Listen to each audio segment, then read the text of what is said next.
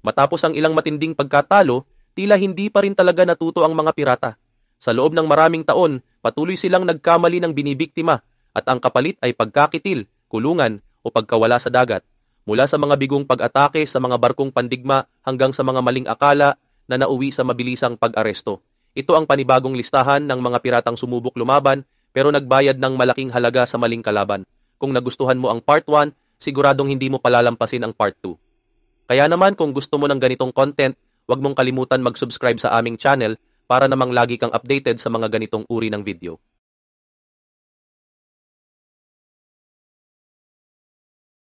Number 9. The Attack on Spanish Warship Patino. Kung may isang bagay na dapat natutunan na ng mga Somali pirates, ito ay huwag kang susugod sa barkong pandigma. Pero noong January 2012, isang grupo ng pirata ang gumawa ng napakalaking pagkakamali at inatake nila ang Spanish Navy supply ship Patino sa baybayin ng Somalia. Akala ng mga pirata, isa itong karaniwang mabagal at hindi armado merchant vessel. Pero nang makalapit sila, huli na ang lahat. Ito pala ay isang ganap na military vessel na bahagi ng European Union Anti-Piracy Mission. Nagpaputok ang mga pirata sa desperasyong mapilay ang barko, pero mabilis silang ginantihan ng matinding putok ng mga Espanyol. Sa lakas ng sagupaan, nasira ang kanilang bangka kaya napilitan silang umatras. Pero wala silang ligtas dahil isang Spanish-seeking helicopter ang humabol sa kanila na nagpilit sa kanilang sumuko. Nang lusubin ng puwersa ng Espanya ang bangka ng mga pirata, 6 ang naaresto ng buhay, habang ang ika-7 nilang kasamahan ay naiulat na tinapon sa dagat matapos makitil sa labanan. Ang akala nilang simpleng misyon ng pagnanakaw ay nauwi sa isang matinding problema. Number 8. The Royal Navy's double pirate takedown in 1 week. Minsan, malas lang talaga ang ibang pirata. Pero noong October 2011, 2 grupo ng pirata ang nakaengkwentro ang maling kalaban. October 11, isang grupo ng pirata ang lumusob sa MV Montecristo, isang Italian bulk carrier na may 23 na tripulante. Pero sa halip na magpanik, ang mga tripulante ay nagkulong sa isang citadel at pinatay ang kontrol ng barko. Hindi ito maigalaw ng mga pirata at tila parang sarili nilang kulungan ng barko. Ang RFA Fort Victoria at isang US Navy frigate ang dumating at pinalibutan ng barko. Walang nagawa ang 11 pirata kundi sumuko ng walang labanan. Pero hindi pa tapos ang bangungot ng mga pirata. 3 araw lang ang lumipas October 14. Isa pang grupo ng pirata ang humayjack sa isang Somali fishing dhow para gawing lumulutang na base ng kanilang operasyon. Ngunit bago pa man sila makapagsimula ng kanilang pangangamkam, isang Royal Navy frigate, ang HMS Somerset, ang sumabat sa kanila. Dumating ang Royal Marines, umatake sa bangka ng mga pirata, at matagumpay na nailigtas ang 20 bihag na Pakistani na pinilit nilang maging trabahador. Sa loob lang ng isang linggo, 2 grupo ng pirata ang nadurog ng Royal Navy. 2 hijacking, 2 sagupaan, 2 malaking talo sa mga pirata. Sa puntong ito, sa tingin mo kaya napagtanto na ng mga pirata na ang Royal Navy ay hindi dapat babanggain? Number 7. The MSC Jasmine Raid. Pagsapit ng January 2013, unti-unti nang humihina ang puwersa ng mga piratang Somali.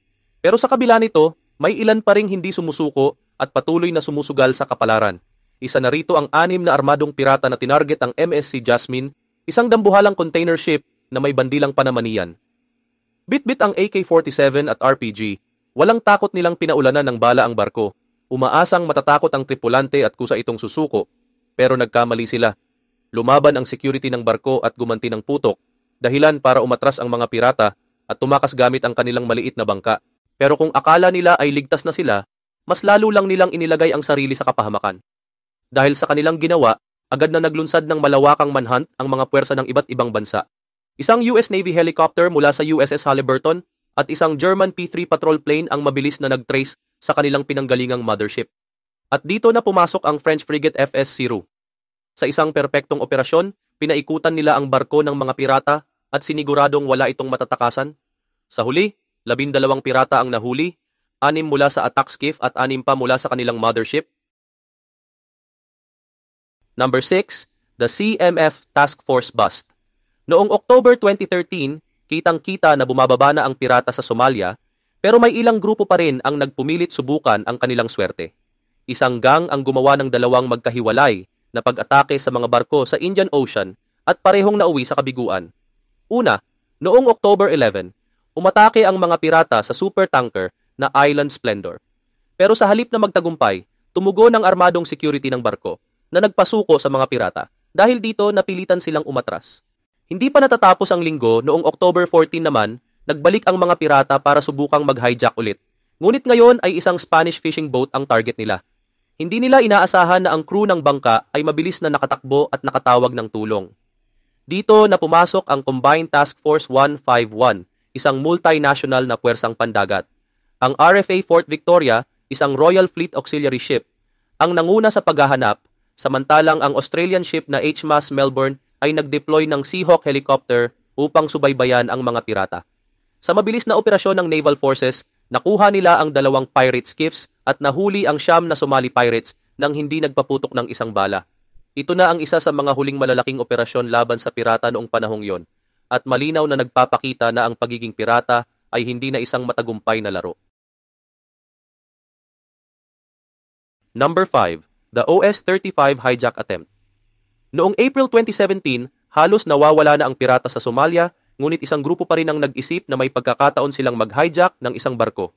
Nang maganap ang insidente, tinarget nila ang bulk carrier na OS-35 malapit sa Catra Island. Akala ng mga pirata ay tapos na ang laban nila at nasa kanila na ang barko, ngunit nagkamali sila. Habang ang mga pirata ay papasok na sa barko, ang crew ng OS-35 ay handa na. Nilagay nila ang barko sa neutral na posisyon, isinara ang mga makina at nag-lock sa isang safe room habang nagpadala ng distress signal. Hawak man nila ang barko, hindi nila ito matakbo o magamit sa pang-hijack. Dahil dito, ang Chinese Navy frigate na Panulin ay dumating upang magsagawa ng operasyon. Matapos ang 20 hours ng pressure, sumugod ang mga Chinese Special Forces at inatake ang barko.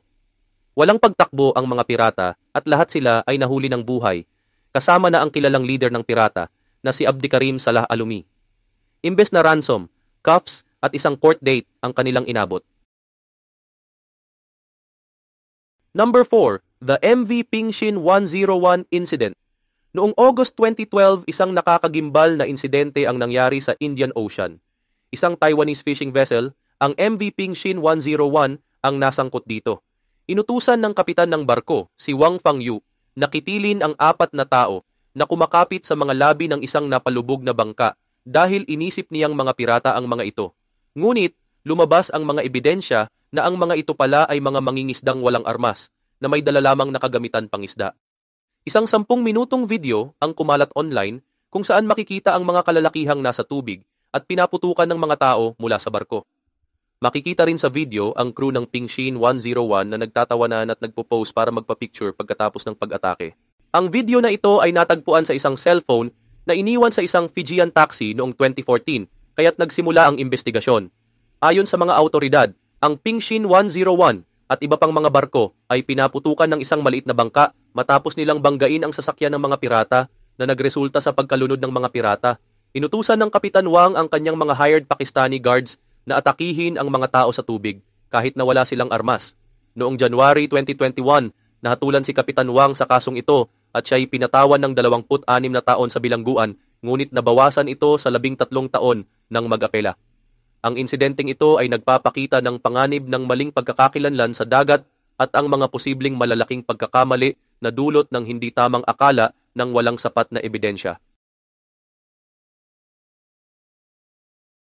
Number 3. The MV Maersk Alabama Fort Escape. Noong May 2011, ang MV Alabama ay muling naging target ng pirata sa ika-4 na pagkakataon sa loob ng 2 taon. Isang patunay ito ng patuloy na banta ng Somali piracy at ng katatagan ng barkong ito. Noong May 14, 2011, habang binabaybay ng MV Alabama ang Internationally Recommended Transit Corridor sa Gulf of Aden, isang skiff na may 5 armadong pirata ang lumapit sa barko. Sinubukan ng mga pirata na sumampa sa barko gamit ang hook ladder, ngunit mabilis na kumilos ang security team ng barko. Nagpaputok sila ng 2 warning shots na nagpatakbo sa mga pirata at napilitang umatras. Matapos ang 10 minuto, nawalan na ng kontak ang mga pirata sa radar ng barko. Ang insidenteng ito ay nagpapatunay kung gaano kahalaga ang pagkakaroon ng armadong security sa mga barko, lalo na sa mga lugar na mataas ang panganib. Ang kahandaan ng MV Alabama at ang pagiging alerto ng crew ay nagpanatili ng kaligtasan ng barko at ng mga tauhan nito nang walang anumang casualty o pinsala. Number 2. The hijacking of FV Siraj. Noong March 2017, gumawa ng malaking pagkakamali ang mga Somali pirate nang subukan nilang i-hijack ang FV Sage, isang Iranian fishing vessel. Nilayon nilang gawing mothership ang barko para sa mga malalaking pag-atake, ngunit hindi nila alam na ang crew nito ay hindi basta-basta susuko. Pinilit nilang kontrolin ang barko at pinilit ang 16 na crew na maglayag patungo sa open waters, ngunit ang crew ng FV Sage ay may ibang plano. Habang abala ang mga pirata, nagsimula ang laban. Nagawa ng mga mangingisda na maghigante at bawiin ang barko mula sa mga pirata. Matapos nilang mapatalsik ang mga pirata, agad nilang pinaabot ang distress signal at humingi ng tulong. Nang dumating ang Somali authorities at mga maritime security forces, nahuli na nila ang 9 na pirata na inaresto sa lugar dahil sa pagkatalo ng mga pirata na tinulungan ng kanilang mga hostages. Nauwi sa kabiguan ang plano nilang mangalap ng ransom mula sa FV Sage. Number 1, the INS Tabar Incident. Maraming pagkakamali ang nagawa ng mga Somali pirate sa mga nakaraang taon, ngunit wala ni isa sa mga ito ang kasing tindi ng nangyaring insidente sa INS Tabar noong November 2008. Hindi lang ito basta isang nabigong hijacking, ito ay isang total calamity para sa mga pirata. Habang ang mga pirata ay saksi sa kanilang mothership na nagkukunwaring isang fishing vessel, nagsimulang maghanap ng bagong target malapit sa Gulf of Aden. Nakita nila ang isang barko na akala nila ay isang mabagal at walang armas na merchant ship, kaya't nagdesisyon silang lumapit at isagawa ang kanilang susunod na pag-atake. Isang malaking pagkakamali. Ang hindi nila alam, ang kanilang target na barko pala ay hindi isang ordinaryong merchant ship, kundi ang INS Tabar, isang Indian Navy Talwar-class frigate na nakadeploy sa isang anti-piracy mission. At dito na natapos ang mga pirata.